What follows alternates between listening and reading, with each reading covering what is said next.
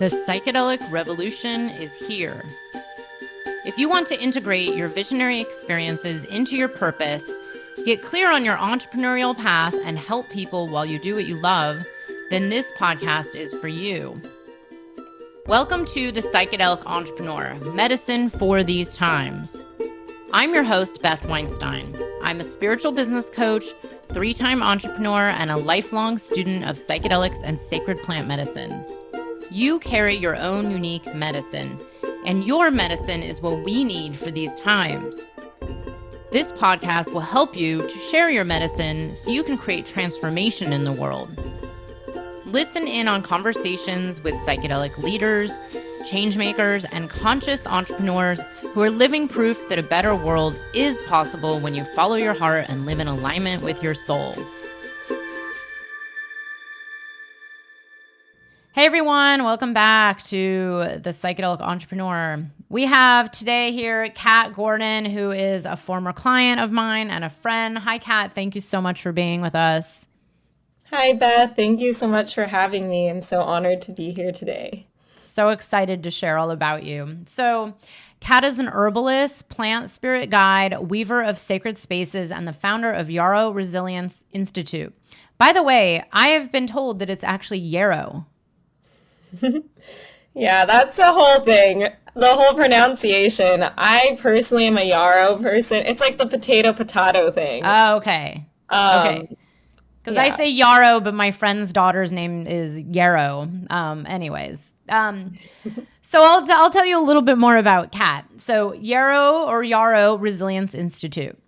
Having recently relocated to California, Kat lived in Peru for nearly 10 years, working first with regenerative agriculture and land-based practices, and then in close relationship with plant medicine wisdom holders of the Brazilian Amazon. Her journey began with a mission to heal the soil and the global food system. However, after years of traveling and working in regenerative agriculture, food justice, and nonprofit fundraising, Kat realized that to show up for the well-being of our communities and environment, we must first show up for ourselves. So her life project was born. Kat's passion is activating the power of plant spirit guides and reconnecting all beings to nature and to reconnect to self. She believes that nature can guide us in dropping out of our head and into our heart, living from the center of our unique and innate wisdom, and connecting with our most inspired sense of self. She designs immersive experiences through workshops, retreats, and one-on-one transformational journeys centered on connecting people with this innate wisdom. Her offerings are woven from the various modalities she has immersed herself in, including cacao ceremonies, plant immersions and dietas, plant spirit work, yogic philosophy, Reiki, traditional herbalism, and the wisdom of the ancient Amazon Huni Queen lineage she's learned so much from. And we will have right here in this show notes her website and how you can contact her and work with her. I know as a client of mine, I've actually worked with her, and we'll get a little bit more into that. And Kat, the first question I always ask everybody is, what was your path? You know, what led you to the career that you have, the business you're growing right now, and how did you get from one to the other? Like, let's hear a little bit more about the path. Yeah, of course. I mean, it's all interwoven. I feel like it's not so much work as like a lifestyle I live now. Let's see. So I kind of mentioned, or you kind of mentioned in my bio, my passion point that I discovered pretty early on, around like 19, 20 years old, was regenerative agriculture. So I got into that through, my mother had breast cancer twice, so I was always very interested in like health and well-being, wellness, kind of like alternative ways of taking care of oneself. I was a pretty high level athlete, so I was very, interested in how the body works. And then through all of that, I kind of got interested in food systems, where our food comes from, how we best nourish ourselves. So I came at it kind of from like a personal journey. And as I got more and more into that, I started to get into the movement of agroecology and thinking about, systems of food as a system of like empowerment or disempowerment and the social impacts of that worldwide. And I started actually growing my own food. I started working in what do you call it? School garden projects. So my first school garden project I worked at was the MLK garden in Berkeley through Alice Waters' Edible Schoolyard program, which was really cool. And I started to see the power of food to bring people together, to heal communities, to bring hope, and to bring just like a different way of being, a different rhythm of life into people's way of being. So it's primarily working with kids from backgrounds where they didn't have access to healthy, accessible food. I worked in another after school garden program as well. And I just started to see the way that when these kids engaged with food, it could like radically shift their relationship with self and kind of like their families and communities and give them a sense of agency of something they could bring to make change in their community, in their immediate home space. And so to me, that was really cool and inspiring. And I started getting really like kind of nerding out in around soil health and how that's connected to human health. And so, got into this whole idea of like the holistic, everything's interconnected, this great web of soil, microorganisms that all informs like essentially our human health, and that every action we take is so interwoven with this bigger picture of Mother Earth. Like our health and her health are so interrelated, right? And so this is a long story, but I started, I got more and more into farming. I really thought that I wanted to run my own educational farm, which in some capacity I do at some point still. And I got really into this food justice movement of making these type of skills and knowledge accessible in places where it wasn't so prevalent. And through that, one day I remember I was like packing a CSA box and I realized I felt really disconnected even though I was growing food. And that was the moment where I realized what my passion point really is like creating knowledge, community, and experiences around health and well-being, healing. And so I started to get more into that side of things, the cooking, events around food and growing food. And then through that, I started to meet some herbalists. I was traveling through South America, visit a lot of permaculture farms, and I started getting into like wild edible foods and seeing like how over history, all these like deeply nutritive foods and medicines had been kind of like pushed out of our food system. And that was kind of my introduction to this whole plant medicine world where I started to realize how much knowledge had been lost. And that just like really captivated my interest. Understanding that if we were able to know what's around us in our landscapes, that we have a lot of the tools to kind of like heal our own ailments, address our own nutrition and like health needs. And so that it started through food and then grew into starting to make herbal medicine, just being around, these deep wisdom holders with a lot of knowledge of plants and the land. And I started to understand the power of herbs and food to kind of bring us back to equilibrium with our bodies and like the idea of like this mind, body, soul connection. And so I got more into this kind of like holistic wellness and healing and herbalism path through the food system. And this was just kind of really mirroring my personal journey of healing a lot of deep disconnection from the land, from myself, from what was important in life. As an athlete and like a high level student, I was uber competitive. And all of a sudden, this whole holistic way of like everything being interconnected was really being thrown in my face through my work and my experiences. And so it was really challenging my worldview. And I think when I got more and more into this, I kind of had like a break of realities. Like I was working in this certain way and like talking about these things that weren't really how I was like acting, and my internal world wasn't really mirroring this. I was still, in this competitive mindset, this idea that this was just an experience and then I had to go get a real job. And, all this societal conditioning was kind of like sloughing off, and I kind of had this break of reality. And so that at that point, I had kind of gotten involved in this agriculture nonprofit in Peru. I was started part of a group that started founding this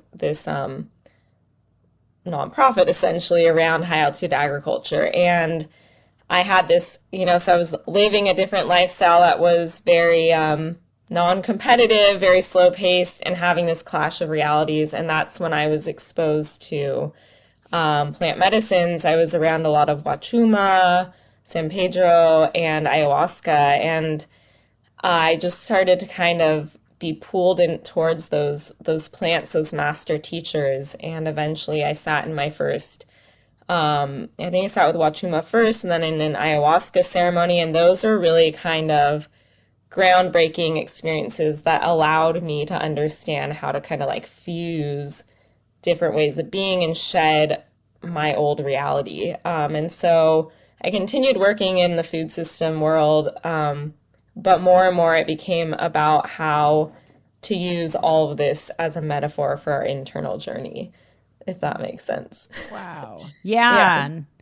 No, that's an incredible background, and it's so powerful because it is really connected to the work you're doing now and what brought you to where you're at, and the kind of the spaces that you hold. And well, let's talk about that what you're up to now.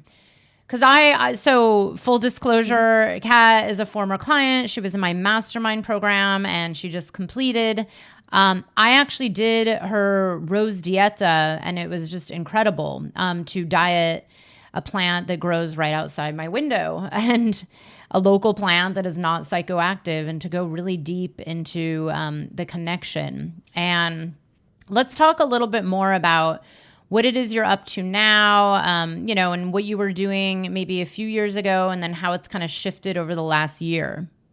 Yeah, absolutely. So now I do a lot of work with plant spirit connection. I do work in the plant medicine realm, supporting sacred medicine ceremonies. Like Beth mentioned, I do a lot of work with the Huni Queen from the Brazilian Amazon.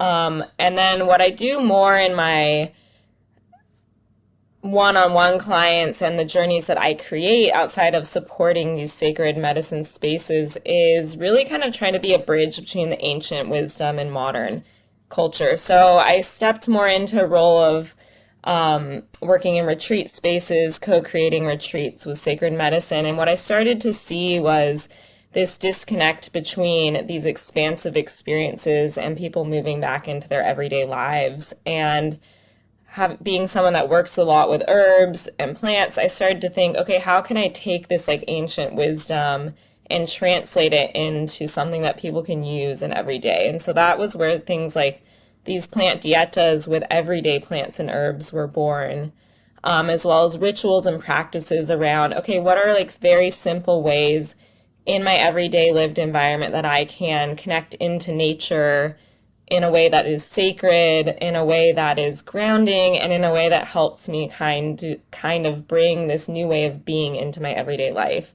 Because I really see like nature as a mirror for our internal world. And so the more that we can tune in, even for small amounts of times, we can kind of recalibrate our nervous system and understand like what is, outside of all these distractions, what is my true essence and way of being.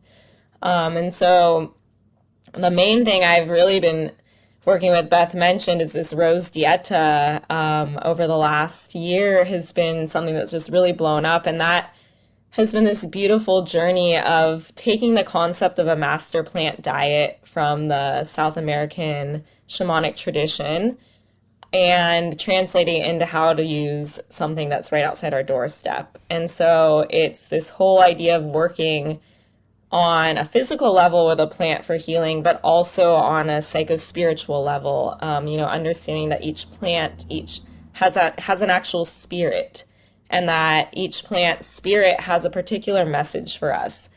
And this is pretty across the board. Different plants represent different things. And so depending where we're at in our life, we can seek guidance from particular plant spirits and open into a deep reciprocal relationship through rituals, practices, discipline, to kind of receive messages from that plant. And so what I do is I take that traditional dieta concept, so working every day with a particular plant in a particular form, And then I built on a lot of other practices like embodiment practices, guided visual meditations, medicine making, all these things that are basically fleshing out and making more real the messages you're receiving, if that makes sense. So I've started to do that with, I mean, rose is one big one. I work a lot with cacao.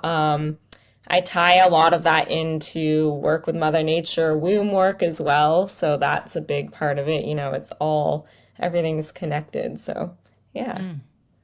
Yeah, beautiful, beautiful. And it is true. It's like, this whole podcast tends to bring in psychedelics and talk about psychedelics and these visionary plants that are bringing us into other states of consciousness. But the reality is, we can actually tap into other states of consciousness with really any plant, or anything on some level. It's all accessible. And there is this incredible spirit and the connection. And like you said, it's all a mirror. It's like this is our life. And the more out of tune we are with nature or the earth or other plants that are all around us, the more out of tune we probably are with ourselves, and vice versa.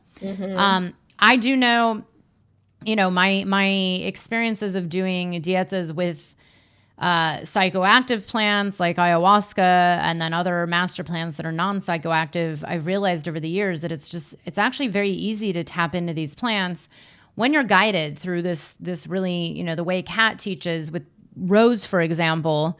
I had kind of tried to do one of these on my own for a few years, and I don't know, it didn't work out very well because I really didn't know what I was doing other than, okay, I can feel the rose and maybe make some rose tea. But Kat's dieta was so deep that I really experienced this embodiment of the rose. Like, I had full knowing that this was in me, like the spirit of the rose came through. I actually worked with her during a really hard period of my life during a breakup.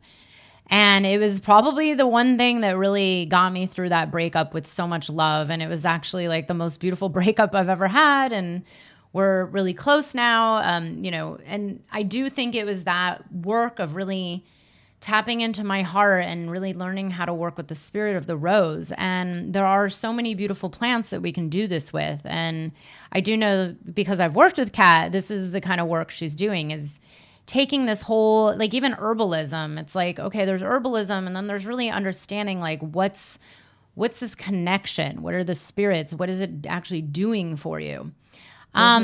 So Kat, yeah, I'm curious, just really quickly. So I, met you about a year ago, and then you joined my group mastermind program and went through that whole journey. I'm curious, what were some experiences that you had, including the ups and downs, because we all know it's a initiatory experience to step into this next level of your personal power and your leadership and your truest essence. But I'm curious, like, what did you get out of the program, like, would you say the most? Like, or what was your kind of best takeaway? If Wow, anything. No, I'm kidding. I got so much. It's a hard question to answer. I mean, I think on a high level, just really receiving confidence in my gifts and my message, and that I, believing that I have something to put out there, and then having some sort of structure about, okay, how do I put that out there? So I really I feel like what I do for a long time, it seemed very esoteric to me. I'm basically, channeling from spirits of plants and creating content and then guiding people with this. And to explain that to the world is a little bit scary. And I wasn't sharing what I was doing. I felt like I was really hiding going into this program. I was teaching fermentation and kind of using it as a metaphor for manifestation. And so the biggest thing I received from the program was speaking my truth,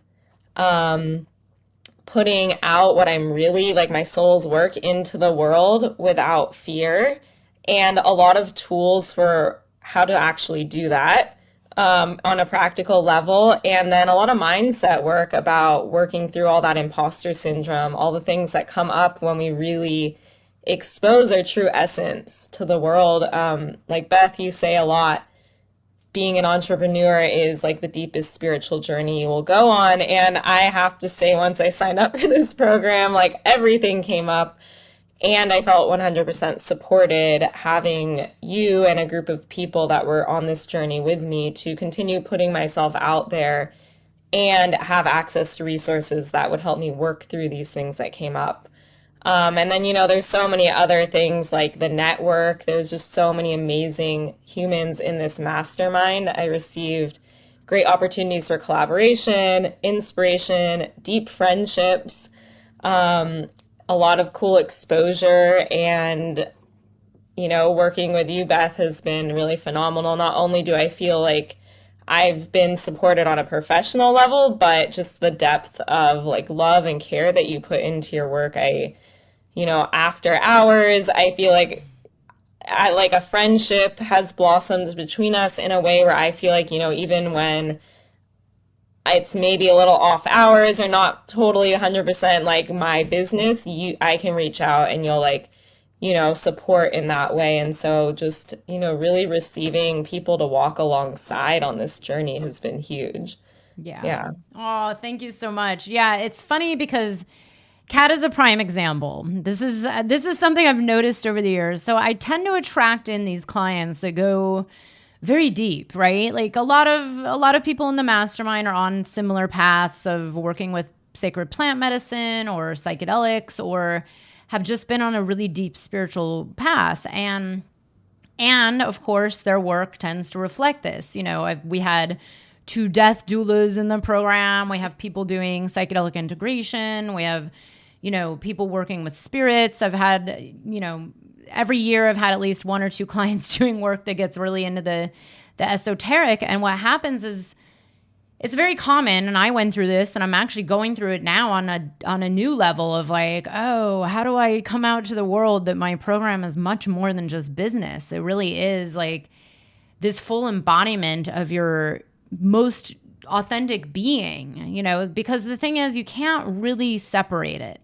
When you're putting yourself out there in this new way that tends to be, like drawn to helping people really understand something very deep, or something that's maybe not as commonplace, or it hasn't hit the mainstream yet. And I do tend to attract in a lot of people doing this work where it's like, well, it's kind of new, even though it's not new, it's ancient, right? And everyone goes through that same feeling of like the imposter syndrome, or afraid of what will people think, or how do I communicate this without sounding, weird or crazy or ungrounded? How do I communicate it so that people are attracted and really see the benefits of it?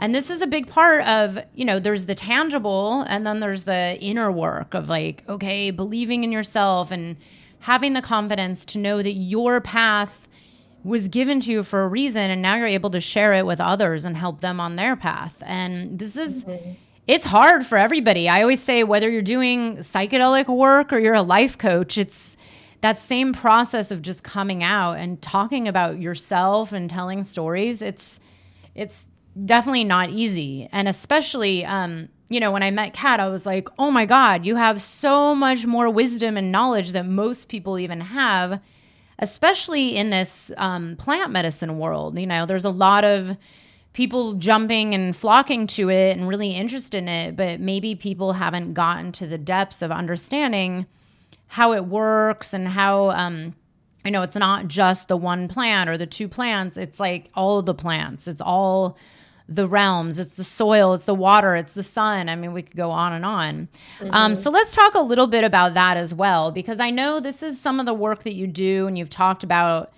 you've been very immersed in this, living in the Sacred Valley and working with the Huni Queen for a long time, and now helping, another organization on their, retreats. But what would you say would be, when it comes to ceremony and that space holding, and people who are maybe on this medicine path who want to understand on a deeper level what's happening? Like, how can you help them with that? Like, what is it you support people with in these journeys?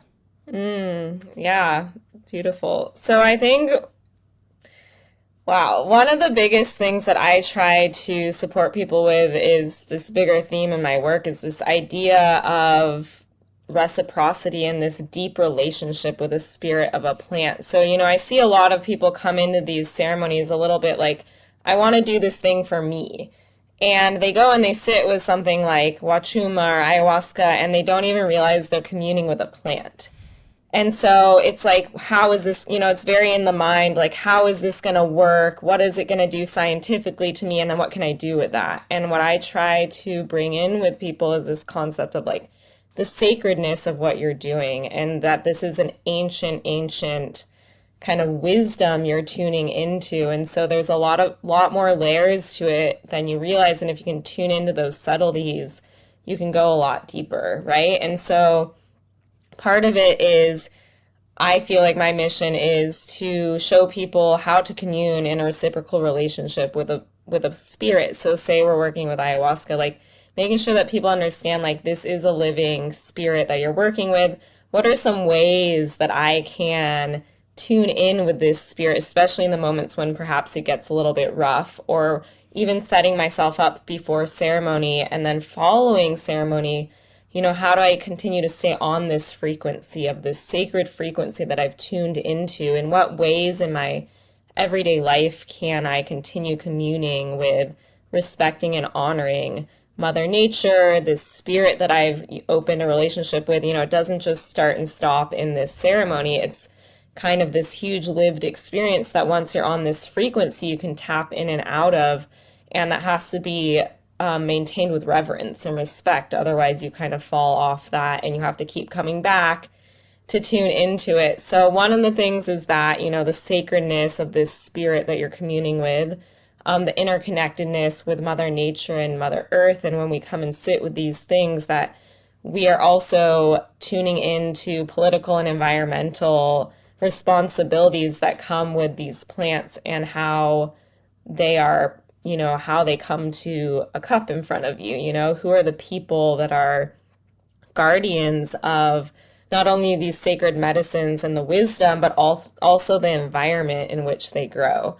And so having worked a lot with these ancient indigenous lineages, especially the Huni Queen, that's really something that's important for me, and that I try to kind of educate people about is, hey, when you enter into this space, you're entering into responsibility in a relationship with everything around this medicine. And so it's so much more than just you and your transformation.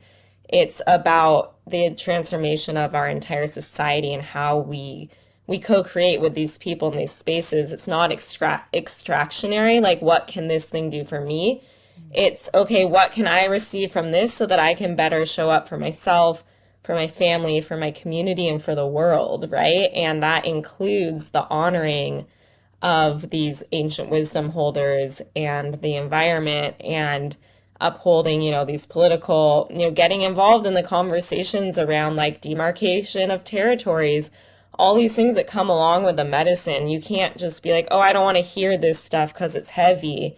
It's like you kind of take on a contract to be involved in that if you're going to receive from it as well. So that's one. And one way that I kind of link people into that in a tangible way is kind of trying to bring them to the point of like, why are you sitting with these medicines, right? And Beth, you kind of talked about this, but it's this idea of, what is your bigger reason for being here? Why are you in this ceremony? It's not just about feeling good. And yes, we all have things we have to unpack. And, some people have very deep traumas. Some people want to tap into their creativity. Some people just want to get into their heart space. But it's like, what is your deeper purpose for being here? And when I see people have the deeper transformations in their life, is when they can link it to something so much bigger than themselves. Like, it's about being of service to humanity. Is really like, we do this work on an internal deep level so that we can be of greater service to humanity and to the collective global healing. And that's something I really learned from the Huni Queen, because their way of working in ceremony is very communal. So there's light, there's fire in the ceremonies. It's interactive. Everyone has a role. You sing, you dance. And so it's like, not only am I going deep into my process, but I'm doing this actual healing in this particular moment in community, meaning I have to sit up. I need to behave like, in the sense of like, take responsibility for how I am moving through this really rough process, how I'm affecting the people around me. And that's really a mirror of how you show up in your everyday life. Am I just sitting back and asking someone to take care of me, or being a victim to what this medicine is doing to me that's hard? Or am I sitting up and being like asking for help when I need it, using the tools that I have, and like realizing that all the strength I have is within me, right? And that's, so I try to show people, like, if you are anchored in this bigger reason of like, why did I come here? Why do I sit with these sacred medicines?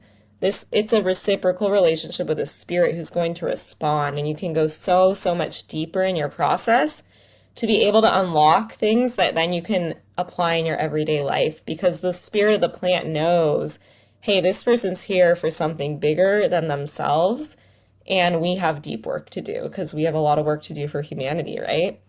And so she'll take you really deep into like, how can I be more creative? How can I create in a more heart centered way, more in alignment in my life? And as I do that, that ripples out into humanity in a positive way. And so if you're kind of following me, I try to get people on this track through like entering into this is sacred, this is something that you need to be honoring, respecting, and like linking into your bigger purpose. And then the expansion that happens in these sacred kind of like altered states, you can bridge in, and there's a lot more sense making about how I then show up as a human being in this world. Yeah. Ah, so beautifully said. Yeah, Kat and I have talked about this before because I feel the same way.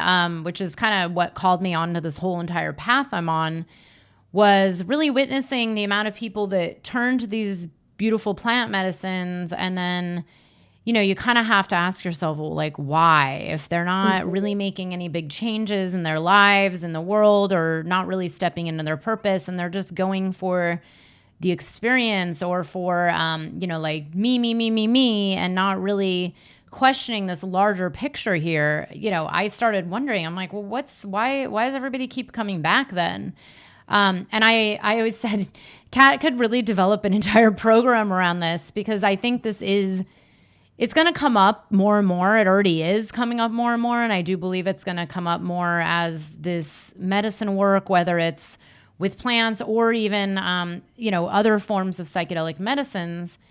This question does always it comes back to this interconnection, and what is the intention? Like, why are we turning to these, and how deep can it get? Because I do remember my own path where there was a turning point where once I realized, like, wow, this is so much more than just drinking a substance and then being in an altered state. It's like these spirits that are here to help, who I'm here to work with. It's a relationship. And like you said, that relationship doesn't just end when the ceremony's over. It's like, that's it. Like, it's with you. I mean, I believe there's a built relationship, then it's, I would say until the end of this incarnation, or maybe multiple incarnations, who knows? But Yeah, and it's a whole way of like being in the world that I think you can then apply to a lot of other things. So it's like, how do I want to be? And it's so simple. And you observe these indigenous cultures, how I've observed the Huni Queen, and it's so simple, this idea of like living from the heart and living in this way, but we complicate it. And if we can have that experience, it's like, okay, how can I be this way with everything I do, not just bringing the spirit of ayahuasca? How can I be this way in every plant, food, thing I put in, on, and around my body? And how can I be in relationship with other beings, everything, the earth? It's, you really can carry that whole thing into your lived experience. Yeah. Exactly. And that's the whole point. And here's the thing, this doesn't have to be with an ayahuasca type plant. This could be with the rose. The rose dieta, I was not touching ayahuasca the whole time at all. I didn't actually work with any psychoactive plants. And it really did open me up to this whole other world of, oh, wait a second, I can actually walk with an open heart like this all the time. Or I could go deeper into, really owning all levels of my feminine power, and my, like my new bud versus my, rose hips, and really understand the different levels of life and how to work with the relationship of self and the connection to the all. And this is why, Kat's work, these deep journeys and these deep dives and these whole experiences with plants are not just like, hey, heal yourself and that's it. It's much deeper than that. I mean, a rose dieta, I could have just, originally I was told, oh, just drink some rose tea. And I'm like, that doesn't work, right? This is building a whole entire relationship with plant spirits. So Kat, let's talk a little bit more. I'm going to just throw in a couple more of these questions about, I'm curious, as you were in my mastermind, because it was interesting. I saw you grow and I saw you go through ups and downs, like pretty much everybody, including me. I mean, this is always part of the journey. There's always going to be, things in your life that serve you are getting stronger, and those things that maybe don't serve tend to fall away. I'm curious, I'm curious if you noticed any effects on your life that had nothing to do with your business by being in this group. Like, is there something that you noticed change or shift, or maybe even I've had people report like those around me started shifting, or my friends started treating me differently, or my partner saw me differently. Like, did you notice any of these shifts that actually have nothing to do with your tangible business at all? Yeah, absolutely.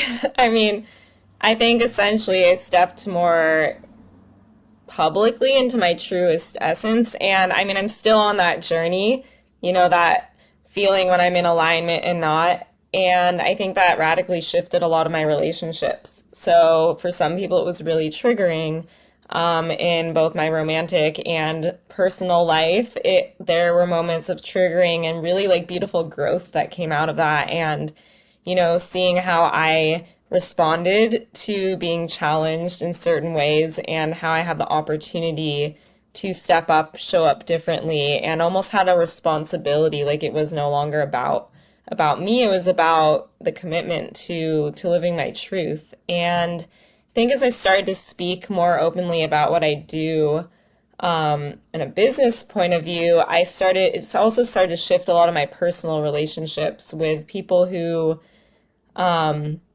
saw value or started to understand who I really was. I felt like I was kind of like hiding that. So actually with a lot of my close girlfriends who actually are not on what I would call like this path, if you will, or this way of being that I've kind of committed my life to, I was starting to feel like a bit of a disconnect. And I was afraid of stepping further into it publicly, thinking that I would have to lose a lot of relationships. And it's just a testament to like we create these stories in our head, where I really ended up being pleasantly surprised that it brought me closer to many people because they started to ask me for support, to see the ways that we could plug in together or that I could be of service to them. And I started to just kind of uniquely offer my wisdom, the ways that I felt I could support them. And, then I received a lot of support in reciprocity. And so I think in that way, it shifted a lot of my like personal relationships in a positive way. And, the ones that weren't in alignment have started to fall off, but in a more natural, just like beautiful way of shedding, like we shed and transform. And more than anything, it just gave me the perspective to just like honor everything where it is, honor and be in truth, and that a lot of things will just come into alignment in that way. So yeah, it definitely shifted. I'd say like personal relationships, improved my relationship with my family as well, because they had a better sense of like what I was doing in this world. It's like when you're hiding, there's a lot of this like weird uncertainty moving through and around the people around you, and you don't feel supported. You feel very alone. It's this idea of like being in a state of contraction, and I felt like I stepped into a state of expansion in my personal life a lot as well. Yeah. Also a lot of things that started to unlock, as I unlocked my just like got out of my own way, I started to unlock like a lot of like chakra unblocking happening. Like I stepped a lot more into my voice, like singing in ceremonial spaces and playing instruments, and all these things that I just had so much blockage around just start to like flow more and more, which I guess, it's not tied to my business, but it is tied to my way of being, and the way that the capacity for what I can do in the spaces I hold now has expanded as well. So that's cool. Uh, Yeah.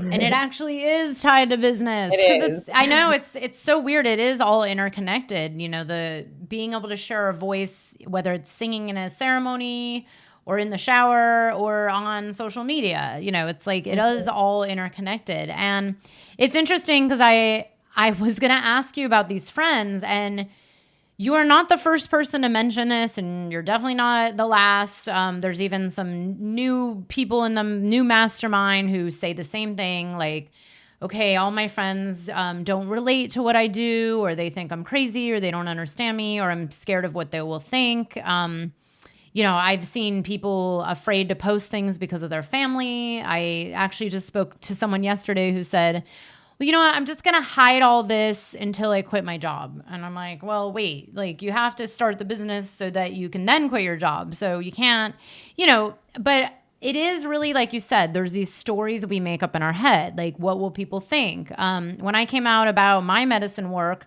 I thought I would lose all of my friends. I only lost one friend.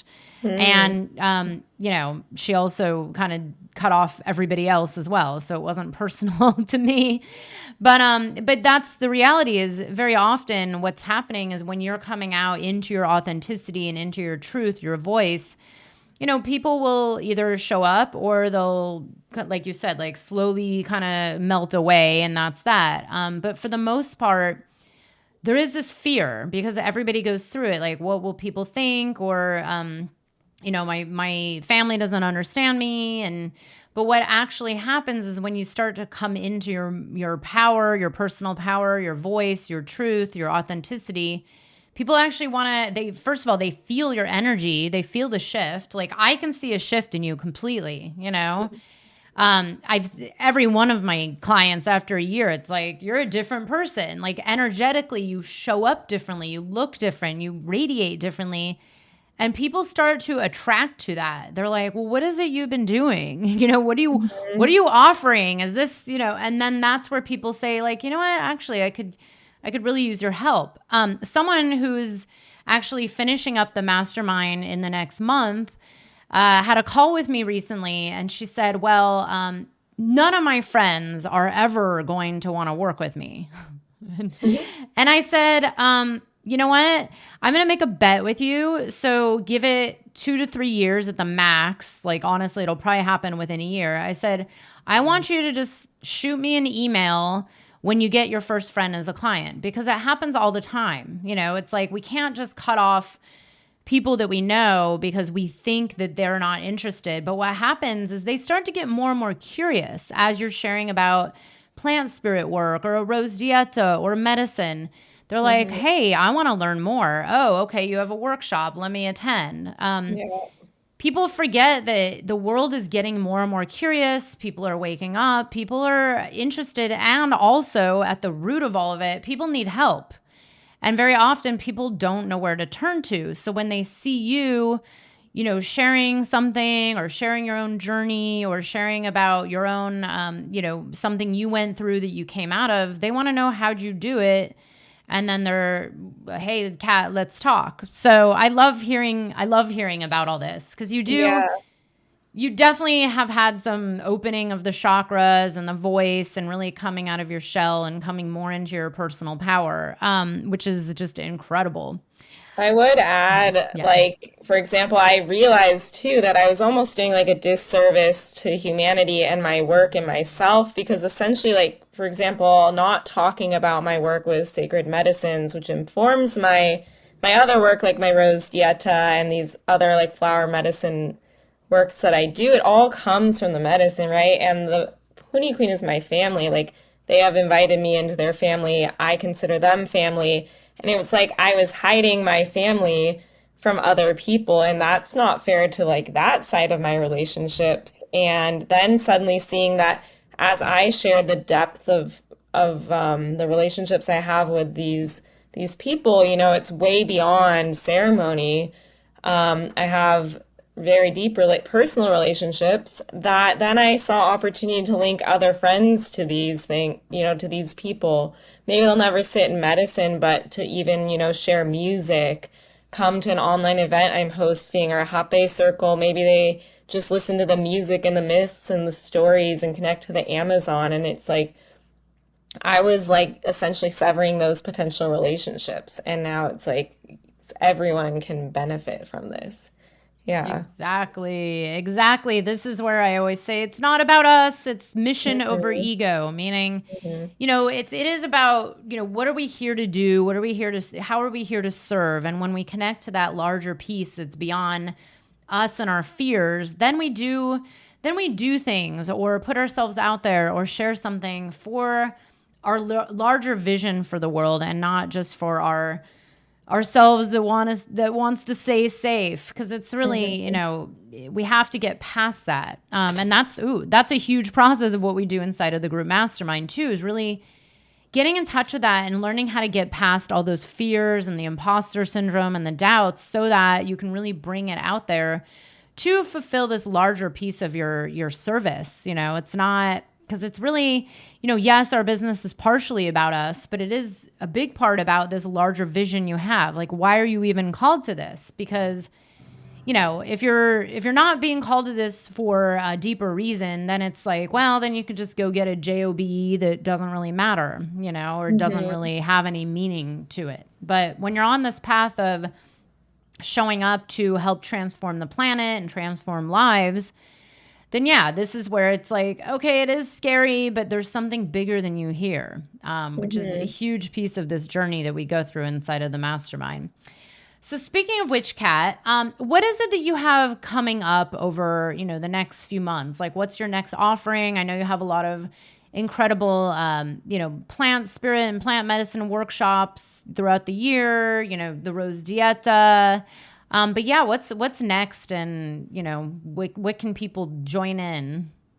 Cool. Yeah. I mean, so I always have my Rose Dieta kind of ongoing. If that calls to anyone, I do one-on-ones, and I will probably put together a group one at some point. And then I'm actually going to be launching in February a four-part plant spirit series with flower medicine. So it's all about flowering in relationship to self, mirrored through the spirit of different flower medicines. So it will be some work on like how these plants, how these flowers work physically in our body, and then also how to cultivate deep relationship with the essence of each particular flower. And rose will be one of them. I will weave cacao work into it, and it will be also learning a lot about like energetic hygiene, self care, deep relationship with self, sacred reciprocity, and then how to really cultivate reciprocal relationships with the different messages that each particular flower has to offer. So there'll be four different plants we'll work with. We'll do a lot of cool stuff like flower bathing, limpias. Like, so I'll be bringing in a lot of my knowledge from South American healing traditions. So it will be, learning a little toolkit of how can I continue cultivating a relationship with these particular flowers we're going to work with, but then how do I apply this to other plants that I want to cultivate deep spirit relationship with. So it'll be 4 months, four different plants and four different themes we work through with the overarching theme of, deeply flowering in relationship to self and our true essence. So that will be online, and it will be a mix of group and one-on-one work. And yeah, I'll be launching it in February. So through my Instagram as well as through my website, you can get information and sign up. And then as for in person, I'm actually helping co-organize a tour with the Honey Queen in the States this year. So Cool. we'll be here for 3 months. So if that's something that calls people. That will be happening. And throughout that, I will be offering some in-person work as well with plant spirit connection if the online isn't really your forte. So yeah, everything will be out on my website. But really, that four-part series is the thing I'm really most excited for. It's something, a new kind of program. I actually channeled it last week, coming off of a journey. It just kind of like downloaded through me. So I'm very, very excited to bring that into the world. Ooh, sign me up. Sign me up. Yeah. Because it's funny. That's actually the flowering into yourself is kind of a theme for my year. And I Hmm. personally, Kat knows this. I personally have been working with flower essences for a long time, and I'm now working with a particular one. And it's interesting because I'm looking at the bottle and I'm like, well, I know some of these flowers, but I don't really know the others. And I've never even seen one of them in real life. They're plants that I could actually grow right here in my yard. And it is that deeper connection that really has you really understand how it can be that ally and that support to really help us on so many levels. Like I personally, I had a really hard year last year, even though it was deep and profound and beautiful. And looking back, like the couple things that really saved me it was the rose dieta and then this flower essence I've been working with. Were probably the biggest things, and then I went on a vision quest, which included zero medicine whatsoever. It was just the medicine of being on the earth and talking to the trees. And I was like, wow, I had a year of like practically no psychoactive medicine or very little. And I had the biggest profound shifts just with these very subtle essences and these spirits of these plants. Hmm. So I Yeah. highly recommend taking part with Kat's 4-part series or doing a Rose Dieta or any of her work because she goes deep. And now it's time that the whole world knows. Yes. Yeah, and it'll be fun. You'll get a little medicine bundle of flower medicine I've made, and then you'll also have the opportunity to really create your own relationship with these plants. So yeah, let's go deep. The Yes, plants have a great. lot to tell us. Great. Yes. Oh my God. All you have to do is ask and talk. So last question before we head out, and we'll have all the links to Kat's program and Kat's work and her Instagram right here, and feel free to reach out to her. She's very open and available to talk to. But Kat, last question about your journey through the year in the mastermind.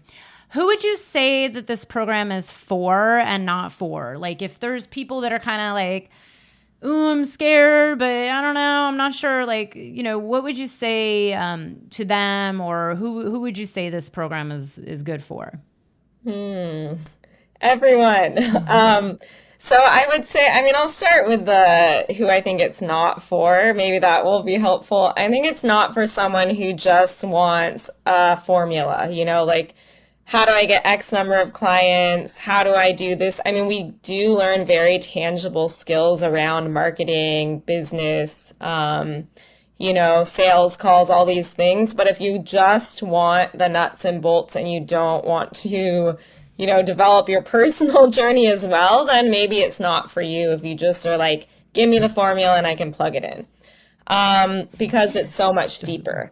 So Yeah. I think it's for the person, which I would hope is everyone who wants to go deeper, who's really like ready to go on a deep personal journey. And I think particularly those that are doing work that's in service to transformation and human expansion.